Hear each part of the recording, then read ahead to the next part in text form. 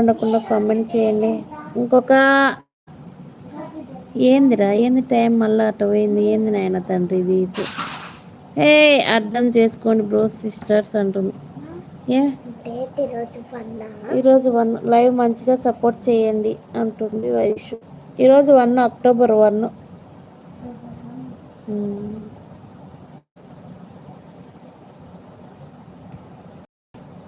అక్క love you, same to you, love you to, love you so much.